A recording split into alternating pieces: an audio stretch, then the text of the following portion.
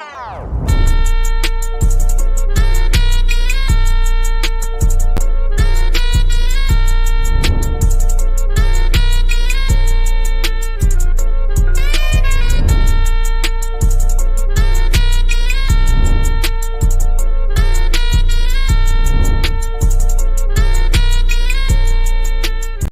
Nico Iamaleava, class of 23. I play quarterback. I go to Warren High School, and I'm committed to Tennessee. What up, y'all? We out here getting some work in again. He's one of the most intelligent kids I've ever coached.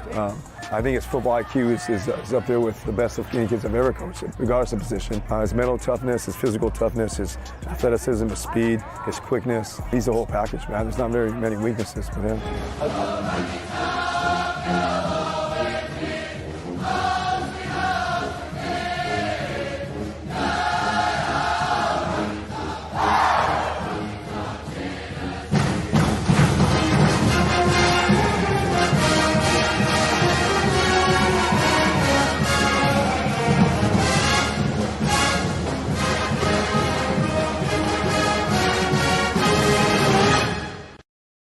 Football.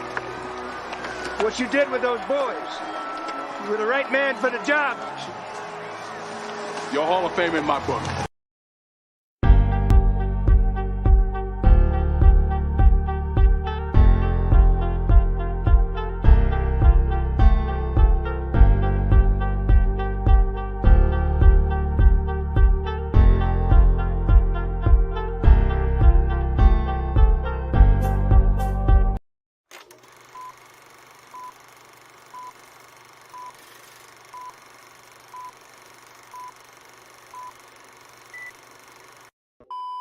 This is John Ward, welcoming you to another presentation of Tennessee football on home video.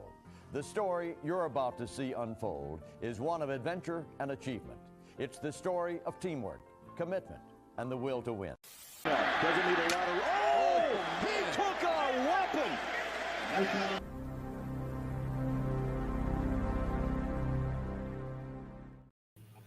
Welcome back to the Blue Chip Breakdown, Vols fans. We are your hosts, Bull and P.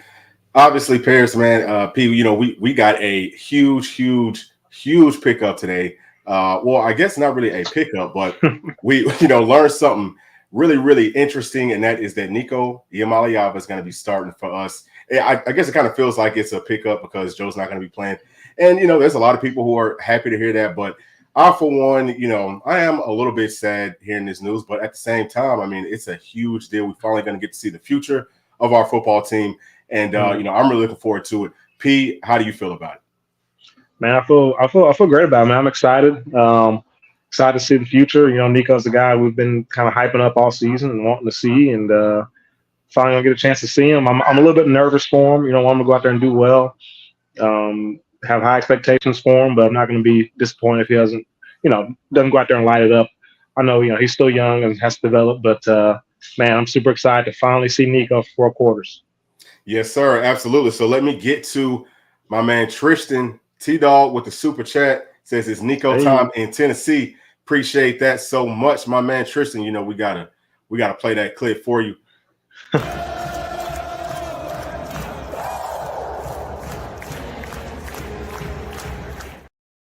Man, I don't ever get tired of hearing that song. I can listen to it all day long. Love it. But let's see who all is in the house right now. Let's see. We got my man LD is in the house. It says that he's a new member, but I believe that he already was a member. Maybe he joined up or leveled up. I'm not sure. All right, let's move on down. Appreciate my man Stingray says, "Go Big Orange." Big Papa says Tennessee will beat Iowa by 20 if this offense gets going. I tend to agree. We're going to go through all that today. We're going to break it all down. Till Vol Holla says Nico time. I love it. And then Blackout Jones says, "Go Big Orange." Orange Blood for life. Vol for life says, "Go Big Orange." And Sig, I don't know what that 22-6Y says. Yes, sir. All right. So let's go on ahead and kind of bring up some of these numbers. So, Pete, we have watched film, and Iowa is ranked very highly on defense in a lot of categories. The offense, we already know what that offense is. It just kind of is what it is. But I do think that they could potentially pose some problems to Tennessee. The first thing that I want to pull up right here. Let me make it bigger so I can read this. All right, so this right here is Tennessee style of play versus Iowa's, right? So you're looking at the strength of schedule difference right here. Looking at the roster rank. So that is based off of 24/7 Sports. Ours is number 16. Theirs is number 41. Obviously, there's a huge difference in talent. You can see that whenever you cut on that film. And then you look at the teams that we have both played up against their roster rank. That one looks a little bit closer, but really that 5 points right there, that's a really big deal. Okay, like in this sort of a rating. The teams that we played up against average 45, or their average being number 45.75, and the teams that they played up against average being number 50, almost number 51. They didn't play up against very highly ranked teams. We did though. Obviously we played up against Alabama, Georgia. We played up against some real dogs. So as we're kind of going through all this, keep that in mind whenever you're looking at those stats, so that you can just understand that it's a different level of play.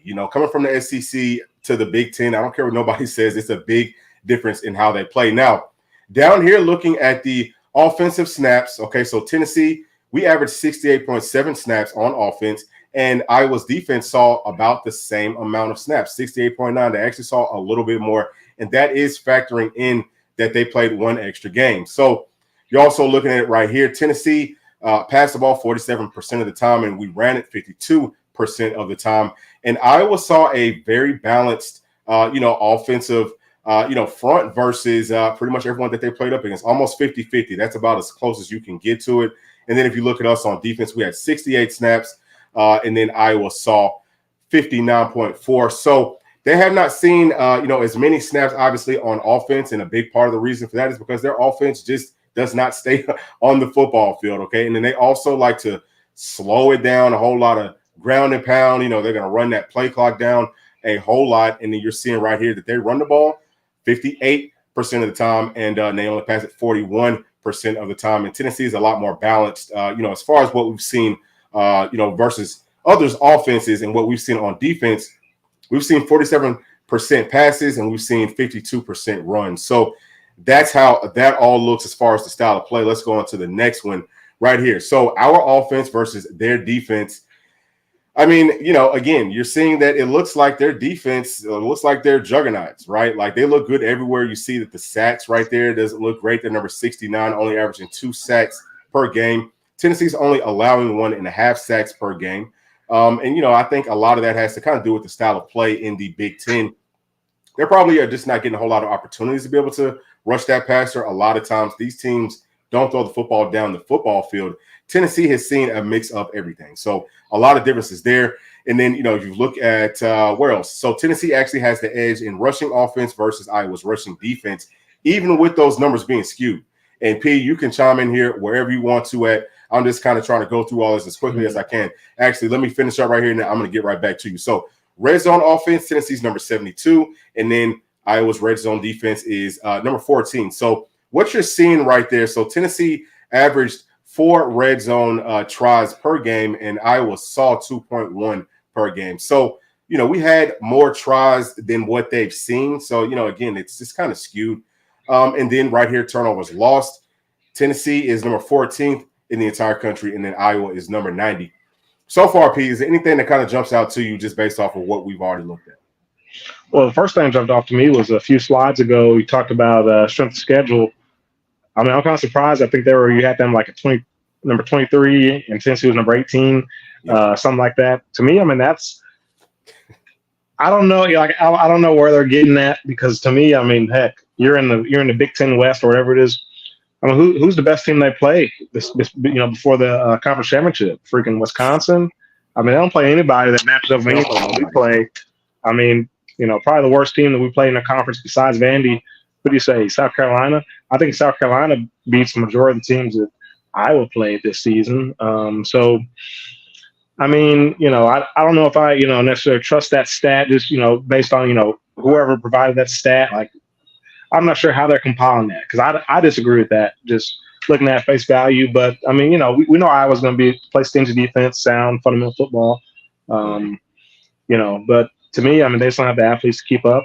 I think we'll probably be the most athletic team they faced all year. And, we got about 4 or 5 days before we get to really see us go out there and light up against these guys. But they have a solid defense, but I'm not too worried about us being able to move the ball on those guys.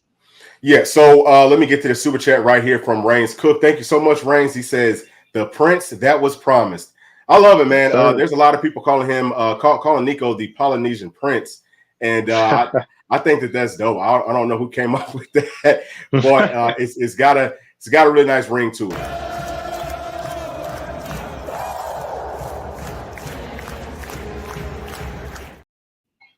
Appreciate that, Rain. But yeah, I mean, so just, let's just start off talking about our offense versus their defense, right? Kind of digging just a little bit deeper into what we've seen. They do a whole lot of, kind of like sitting back. You know what I mean? Like if they're playing up against a team that they think may try to push the football down the football field, they're going to sit back. Okay, we can kind of start it off up front. They've got some guys that are taller, right? So they're tackles, like we was talking about Herb with him being taller. He's 6'8". I've seen like two. I think both of their starting tackles are like 6'5", close to about 300 pounds. So there's some tall guys. They've got pretty good size. Again, Pete, your point, they're not the best athletes. They're not fast, okay? But they're going to play really, really hard, on that first level. Same thing for their linebackers. Now, I think that their linebackers are like prototype size. Just going to call it like I see it. It's definitely not prototype speed. If I had to guess what the times were, like if I had to try to average it, I would say that those guys are. I mean, well, you know what, Pete? Let me just let you guess first because I don't want to talk about that first. They got to be close to that five flat. They're slow. No, seriously, I give them a low 4.9, 4.8, high 4.8 maybe. Yeah. I would say that they're probably somewhere close to that, like 4.8, 4.9. I mean, they're not very fast, but they're going to play. I guess they're going to kind of like see the play quickly. But the question is, can they get there? And if they do get there, they're going to thump you. Okay, this is going to be a very physical football game. Their secondary, kind of the same deal. They're more like zone cornerbacks, not really man-to-man guys. I wouldn't really trust them playing man. Oh, I think we just lost Pete. But I wouldn't really trust them playing too much man. And I'm sure that they feel the exact same way, especially whenever you're talking about the guys that Nico has to throw this football to. Right, like we've got a lot of guys that are sub 4.4, and I know that they've seen the highlights from Tennessee either this past season or in the 22 season or the 21 season. No matter, take your pick. Since Coach Heupel has been here, we can push that football down the field. I know that some people kind of feel like, well, we didn't do it as much with Joe Milton. That is true, and I don't know if that's Joe Milton's fault, if it's the wide receiver's fault, if it's the offensive line, but we do feel very confident that Nico is capable of throwing some accurate passes down the field. How much of an opportunity is he going to get? P. Wood is kind of talking about, how Iowa's defense is going to try to play us based off of what we've seen this season. Not the best athletes, but they do play hard. Okay, they're going to do what they're kind of coached to do. But if we can catch them in like a cover 4 and isolate somebody, we should be able to hit home runs on them all day. Oh yeah, for sure. And I think they'll probably come out like we've seen a lot of from them this season. A lot of cover 3, kind of trying to keep everything in front of them, come downhill, and tackle. But I mean, I just think we'll still be able to get past them, like you kind of just alluding to. I think we'll still be able to hit those shots down the field. I think Nico will be able to buy some time, extend some plays, and get the ball down the field. But I'm anxious to see how they play us. Will they sit back and kind of let us try to dink and dunk, or will they bring some pressure, get aggressive, play man coverage? Only time will tell. Yes, sir. So, I think that that's pretty much it. Like, well, you know what? The other things that I did also want to talk about with the offense is obviously it's not just about Nico. We still don't know who else is going to be playing on that front. I talked about this in the video earlier today, but it sounds like John Campbell is out, and it sounds like Mincy is going to play. So that's great. We've also, we've got Dane Davis, probably Jackson Lampley, Ollie Lane, and then obviously Cooper May. So I do feel pretty confident with our offensive line versus their front. I haven't seen Iowa do a whole lot of blitzing. Now, you see some like run blitzes and stuff, but again, I mean, I just maybe they might have a little bit of a different game plan playing up against a different type of a team. They haven't seen a team like us all season that's really going to try to spread them out. And that's another thing I'm very interested in seeing. How are they going to operate when, Big Ten ball is we're going to go, it's going to be like 21 personnel, right? Like we're going heavy almost all the time. Everything's tight, bunched up. We're going right at you, right? It's, we're trying to get that short yardage, and we're going to keep on boom, boom, boom, keep on chipping away until we can finally break one and maybe kind of catch you on a play action, kind of like some old school 70s, 80s type football. But we're going to spread you out, dude. Like we're going to spread you out from sideline to sideline with some guys who can run, okay, with an offensive line, that are veterans, that are dogs, that want to come see about you, that want to pull around, catch those linebackers coming inside of those gaps. Boom, clean you up. We got some tight ends, same way, veterans that are going to try to knock your block off. So, how do you operate whenever you've got all this speed? And, oh, by the way, we've got the young Polynesian prince back there, baby. We've got the guy who can make it all happen, who can move around, throw it all over the field, throw on the run, everything. Beautiful pocket presence. P, going ahead and add to that. No, yeah, I think he's going to light it up, man. I think one of the big keys to this game, obviously Nico's the big headline, but the backfield, Dylan Sampson and Cam Selton. Okay, and we kind of talked about this before. Is Dylan Sampson, is Sampson going to be an every down type of guy that can do it for 4 quarters? I think he can. We haven't seen it yet because he's been the kind of the spell guy, but anxious to see, can he do it against what seems to be a pretty physical defense in Iowa? Can he sustain 4 quarters? And you have to figure with kind of how this staff is kind of how they're built, they're going to want to really lean on him. So where they typically will kind of split that thing 3 ways, you got to figure with Sampson, it's going to be probably like a 75-25 type of split. He'll get a lot of carries, a lot of touches, a lot of snaps, and Sampson will kind of come in just as he needs to, and maybe they'll sprinkle in Khalif Keith here and there as well. But that's going to be a big tell of the game.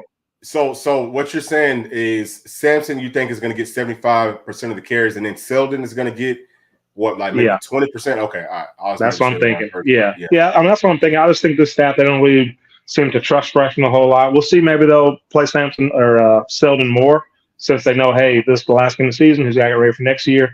But I think they're going to have to play more. Yeah, they need to. Yeah, I need to. I think that they're absolutely going to have to. This is going to be very interesting, obviously not just because of Nico, but seeing what are these guys, just like you just talked about. Can Dylan Sampson sustain? Because like we just talked about, this is going to be a very physical football game. Can he handle that? You know what I mean? Like, can he handle being that guy? Now, it's not to say that the SEC hasn't been physical, but Dylan Sampson was our number 3 running back last year, and he got the least amount of carries. So I think that there is a big question mark. If you just look at their body frame, Cam Selden seems like he could probably hold up a little bit better, especially in a game like this where you're going to have to, run through some tackles at some point. But that kind of goes back to my first point about this offense. If we can really spread them out, we should be able to get to the outside pretty easily because, again, that speed. Our running back speed versus their linebacker speed, we talked about it. Honestly speaking, I think that they're probably 4.7 to like 4.8, almost 4.9. I mean, seriously, that's probably where they are. We know all of our running backs are track guys, and they're all pretty solid size. Like, they're all 210 pounds plus, which is actually bigger than Iowa's running backs. I was kind of shocked about that. But I think that we can spread them out, get to the outside. So maybe this is a game that Dylan Sampson, can get – or I guess maybe he can do well in this game. But I'm more curious to see what's going to happen whenever he runs it up in between those tackles, just for next season's sake. Yeah, I agree. Yeah, this is a huge game for a lot of different reasons, but definitely for Sampson to see if he can sustain for a full 60-minute game. And I think he can. He's from Louisiana. He's used to hard-nosed football, and he's been playing, like you said, in the SEC for the better part of 2 seasons now. I think he'll be fine, but it's just something we haven't quite seen yet. So something to be on the lookout for. Yeah. So is there anybody else that you're kind of looking out for, especially with these freshmen, on offense? Do you think that we can see any of the freshman offensive linemen in this game? Man, I don't know. I mean, so that's a kind of a question is who's the starting O-line? So it's Dane Davis, a left tackle. It's Ollie Lane, left guard, Cooper, Mays, probably Jackson Lampley. And then Mincy, sounds like Mincy's going to go. Yeah. And then probably Crawford would be the backup tackle. Yeah, Crawford would be that swing guy. So maybe if somebody goes down, maybe on the interior, you might see I don't know who comes in at guard first. Who do you think comes in at guard? Yeah, I mean, I think that's a really good question. Boy, I mean, shoot, I don't know because we haven't really seen him. But yeah, I would say for me, I would probably be picking Aiden Bustle. I really loved his film. Obviously, Shamarad Umarov is a guy that could potentially come in and play tackle for you. We've still got Reddick. We still got Larry Johnson. I mean, we've got a whole lot of guys still out there. But I do kind of feel like there could be some opportunities in this game for us to kind of play some more people. This is something that we've talked about on this channel for maybe like a month or two now, that we've got to start playing more freshmen. I do think that this staff wants to see what they have. I think that Nico, or them kind of coming out and saying that Nico is going to be the starter and Joe Milton is opting out, I think that some of that was kind of timed. I think that they wanted to, give people enough time to kind of, be able to get their tickets, come to the game, but then also not give too much time to Iowa to be able to game plan for Nico, which I don't know how you do. It doesn't have very much game film. But I think that there are so many plans in place to try to, get us ready for next season. And I think that everything's kind of coming together, kind of like a puzzle. I do think that we could potentially see some more offensive linemen in this game, especially if we get up big. I don't think that the staff is going to continue to hold these guys back. We've got to see what we have and try to figure out what we're going to do in the transfer portal. Some of the last thoughts, on the offensive side of the football. Evan Stewart, right, Pete? Evan Stewart is a guy that we talked about last week. Tennessee, was very high on him, targeting him. And it does kind of sound like, just based off of what Austin Price said earlier today on that Josh and Swain show, kind of sounds like teams are starting to back off of him for whatever reason. I'm not quite sure what it is. But he also kind of like left that door open, like, well, you never really know because these things are fluid. I think that part of the reason that he said that was because once Nico gets out there, you see him balling, right? You see if this offense looks dominant versus a Iowa defense that is so highly ranked right now, right? I think that it is going to look really good to a lot of potential transfer players and obviously the guys in high school as well. If we come out there, if we're spreading that football around to a whole lot of guys, again, if Nico's balling, I think that Evan Stewart might kind of, whatever it is that's keeping teams from, bringing him in, maybe he'll kind of come up off of that. And I think we could have a chance to land him. And that would just be that would be terrifying. You know what I'm saying? Man, yeah. To have that many tools. Come on, man. Yeah, that'd be ridiculous, man. I don't know what we do with all those weapons, especially if Brew comes back. I mean, we got literally 3 NFL guys, and I think they're 3 potential first-round type guys. That'd be nasty. I think Evan Stewart, like we talked about earlier in the previous pod, we love Squirrel White, but Evan Stewart's an upgrade from him. I mean, he's a dynamic playmaker in the middle of that field, and if you add him to that offense, Nico slinging it around, hopefully hyper up the playbook a little more next year. Now that he has what many would consider a more competent quarterback. I mean, the possibilities of a guy like Evan Stewart in the slot, the sky's the limit. You know what I mean? So we'll see if we can add him. I don't know. Maybe he's asking too much money. I don't know what it is, what it could be, but if we can get him, let's go get him. Yep. So that'll be interesting. So I'm seeing some really good questions down here in the chat. And let me see. I had seen one that I wanted to bring up. So, yes, we are going to get to the defense here in just a second. And then LD, is Sampson like Alvin Kamara type back? I think that he's very, very similar. I mean, very similar. And I actually love that he's wearing number 6 because I think that they are so similar. And you know what, man? Dylan Sampson is a dog. So I don't mean to try to slight him by any means whenever I'm asking those questions. It's just that we haven't seen a whole lot of it. You know what I mean? I have seen him do a good job of making people miss running through those tackles, but how is he going to do whenever they're hitting them? You know what I mean? On a consistent basis. That's kind of more of what I mean with that. I also do kind of think, to your point, LD, that we probably will throw the ball to our backfield a lot more this season. And I think we'll do it some in this game as well, because we do kind of expect we're going to have to kind of get Iowa's defense to come up by running that football. That's number one. We have to be able to run that football, and then we'll probably see a whole lot of that horizontal stuff that everybody hates to see, but we're probably going to see that early on. But I think some of that's going to go to those running backs. So, I think that that's just a necessary evil. And then this one right here, I keep on pulling this one up, but that's from Papa T.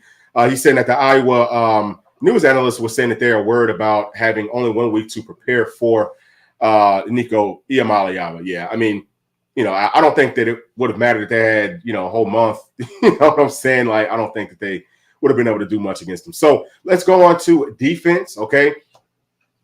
So right here, I got to make this big again so that I can see. And I'm trying to keep up, too, with this Deuce Mayo Bowl. West Virginia has beat North Carolina going into the half 14-10. So, that ACC, man, they're looking worse and worse with every single game. So right here, what we're seeing, obviously, man, Iowa is pretty much ranked dead last in everything on offense. And, Tennessee, we already know what Tennessee looks like on defense. Pete, is there anything that kind of concerns you just based off of the film that you've watched with Iowa's defense with Iowa's offense versus our defense? No, not a single thing. I mean, only thing potentially, they got a guy from Ohio State. I think it was number 3. Mm-hmm. And, sometimes they'll try to give him like an end around or something like that. So, I mean, potentially maybe with some of the younger guys we might have in there in the secondary, and, of course, Elijah Herring, there's potential for them to maybe get out of position on one of those end arounds and maybe be a big play. But other than that, nothing really concerns you. Hopefully we can get the big quarterback to the ground when we get back there. But, I mean, they just don't really give you much cause for concern, to be honest with you. Yeah, I actually want to pull up some of their stats. So their leading receiver is a tight end, Eric All, that is injured and is not going to be playing in this game. But let me just tell you, he had 299 yards. Okay, and he got hurt, I think 2 or 3 games ago or something. That's their leading wide receiver, folks. Okay, and let me see, Nico Iamaleava. I wonder if that's who you're talking about, P. No, that's not. That's he's number 3. I don't know what his name is. I don't remember what his name is either. Let me see. Okay, that's Caleb Brown. Okay, so Caleb right. Brown, he had 19 catches, 176 yards, 1 touchdown. He has legit speed. Like, he looks like he can run. You know what I mean? Yeah. But for some reason, they don't try to get to him deep. I don't know why. That was my next point, right? That's exactly where I was about to go with it, Pete. They do not push the football down the field at all. Like, I've watched so much film on them, but it just seems like I have never seen them throw the football past 25 yards. Like, I don't think that I've even seen them try it. But I mean, maybe they have. I just kind of like overlooked it. But it is literally, guys. It is going to be a whole lot of running that football, right? It's going to be a whole lot of you'll see like maybe some outside zone. I think that they might try to run that on us because some teams have done well with that versus our defense. But it's just a whole lot of run the football, play action, bootlegs, naked boots, throw it to the tight ends. So I feel like this is a game that what you want to see is some physical players, especially at safety. Mm-hmm. I've said this before, I kind of hate to say it again, but Andre Turrentine's a guy that I do worry about playing in this game because of how physical it's going to be. We've seen him turning down plays too much. I would much rather put John Slaughter out there or, just somebody else, somebody who's going to be physical. Put somebody. Will Brooks. Yeah. I mean, he would be much better, I think, than Turrentine. Jordan Thomas is probably going to be starting as star for us. But like that's kind of what I want to see, Pete.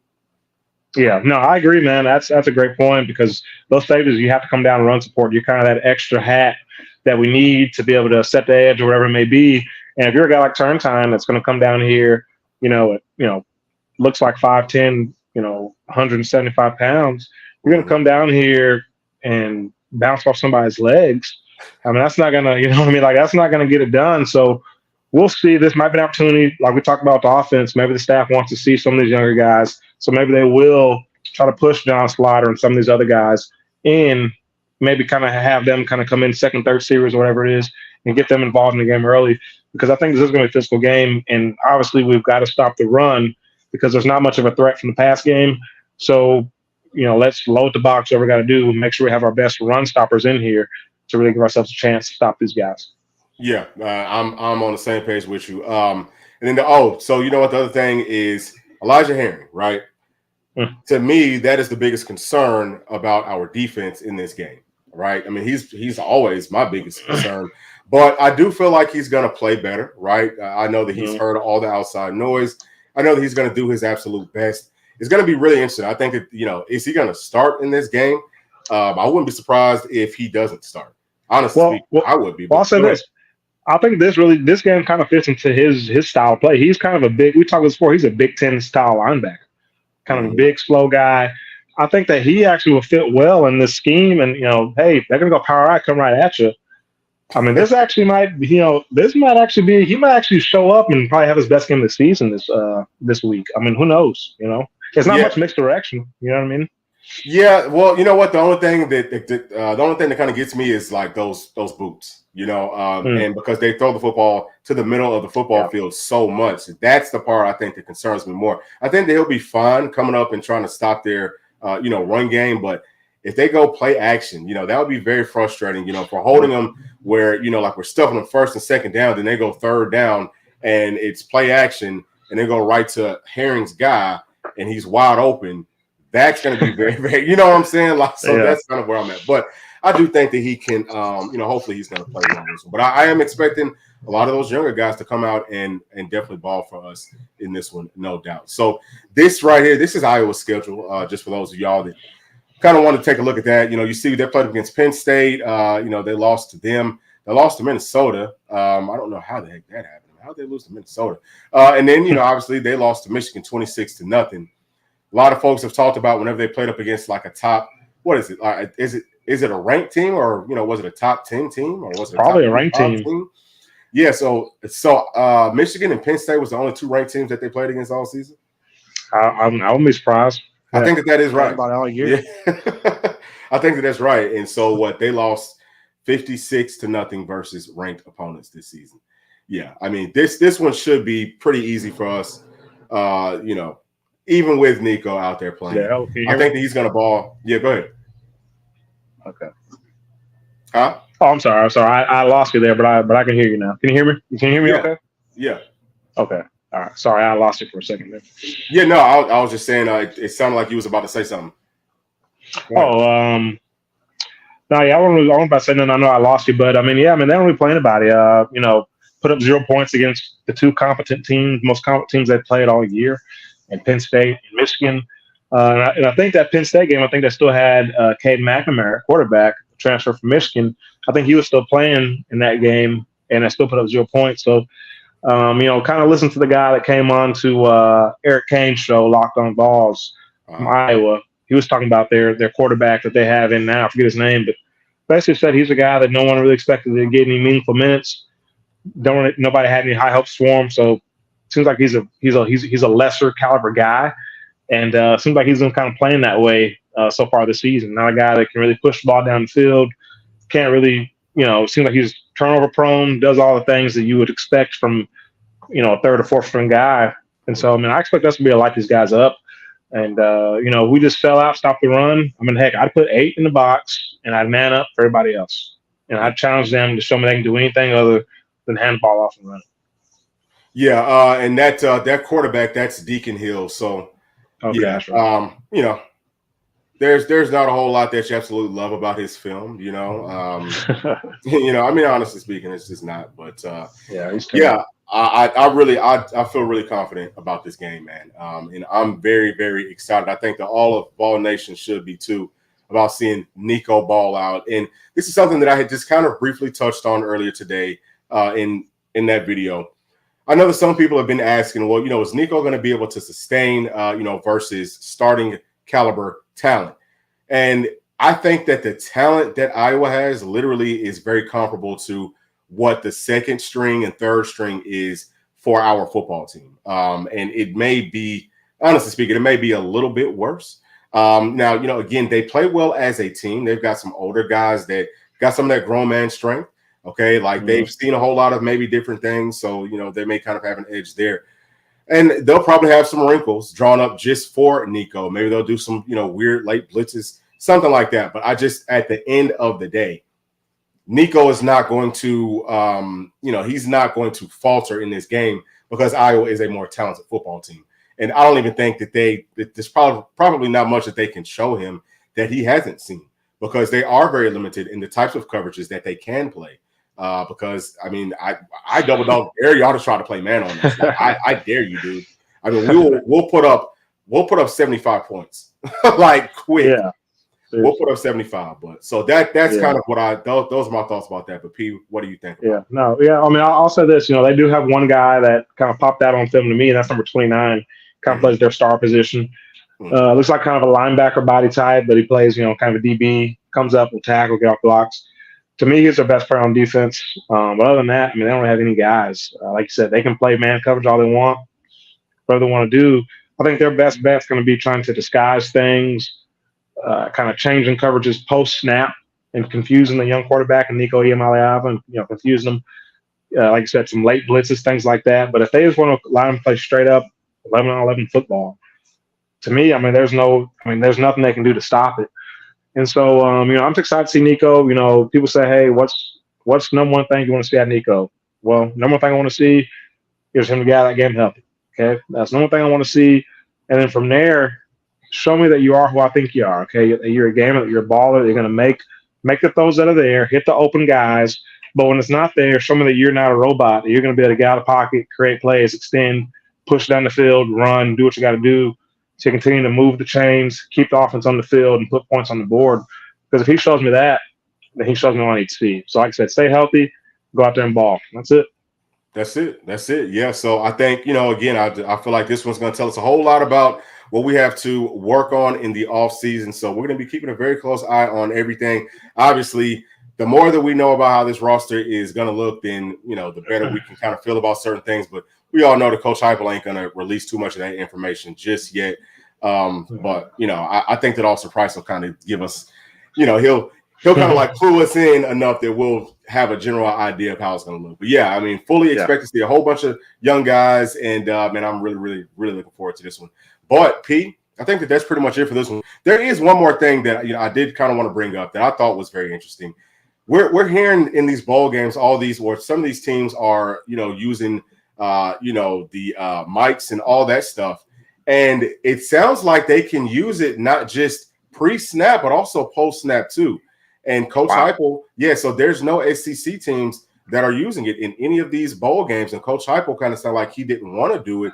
And I think that a part of the reason for that is whenever they're signaling in plays, they've got a guy that signals in for the wide receivers, for the running backs, for like pretty much everybody. And there's no way to, I guess, get more than one microphone out there on the field. And that will kind of slow down the tempo of this offense. That's just my thoughts. But P, what do you think about that? I mean, I think it would be a great tool to add. I think you could signal into Nico and he could relay it to everybody else. You know what I mean? Like, I don't know. But, I mean, if Heupel doesn't like it, I'm sure his reasons doesn't like it. So I think the advantage of having that post-snap is huge. I mean, could you imagine you got a guy coming from your blind side? Hey, throw it. You got a guy coming from behind you. I mean, that's huge. Or say, hey, bruise open, throw it. You know what I mean? Like, that's next level. It's almost cheating a little bit. So we'll see how long they let those guys keep that. But that's I love it. Yeah. So I was listening to a couple of analysts just kind of talking about it, and they said that they wanted to like really just try it and see what happens. So they don't have a whole lot of rules placed on it, just because they want to get a whole lot of feedback from the coaching staff, from the players, and everybody else to see what rules they need to try to implement. But I think I guess I don't understand why they don't just follow the NFL's model with pretty much everything. You know what I'm saying? Like They've already got it figured out. They've had it figured out for quite some time. Just do what they're doing. You know what I'm saying? Like it's already, that's another $1 billion industry. Just do what they're doing. But yeah, it's going to be interesting if we end up being one of those old school teams that never uses that mic and we're always signaling in plays. I think that Coach Heupel is probably going to have to find a way to implement that if that is something that that continues to be used moving forward. But for sure. That is pretty much it for this one, guys. I think that we touched on everything that we needed to. We definitely wanted to come in here and talk to y'all, give y'all a quick, breakdown on what we see with Iowa. We did kind of do one before. We wanted to do a little bit more in-depth live and get y'all's feedback as well. But until this game starts on Monday, y'all can always revert back to this. P, last thing, real quick, do you have any picks in the college football playoff? Man, I can't call it.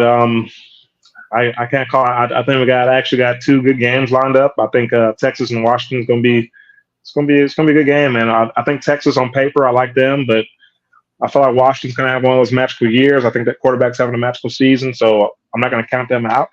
But I mean, if I was betting money, if they said, "Hey, you got to bet money on this," I'd bet on Texas to win. But it wouldn't surprise me if Washington wins that game. And quiet's kept. For some reason, I got a crazy feeling that Michigan will to. I got a crazy feeling Michigan will be able to come out here and give Bama all they want. I don't know why. I got a feeling. A feeling they're going to come out here ready to play. Yeah. I don't see that one. Hey, careful. Yeah, careful with this because it's messing up with the sound whenever you move this. But okay. So I think that Washington and Texas, I think that game could be close. If Washington beats Texas, I think that Washington is going to win the entire thing. Because if they can beat Texas, if they can find a way to beat them, then they can find a way to beat Alabama too. And then they've got a mobile quarterback. He doesn't really run it, but he can. He really likes to stand back in that pocket.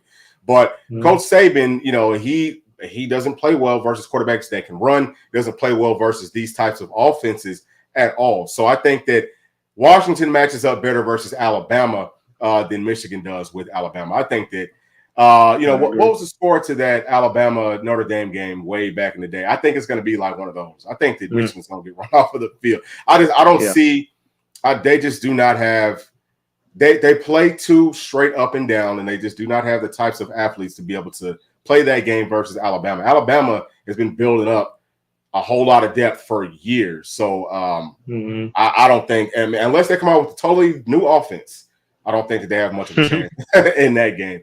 But that's going to be it for this one, though, guys. Yeah, go ahead. I was saying, you're probably right, most likely. That's most likely scenario. Yeah. But, all right, y'all, that's going to be it for this one. Thank y'all so much for tuning in. As always, make sure to like, subscribe, hit that notification bell, and we'll have some more videos out for y'all at some point this week. Thanks. Peace.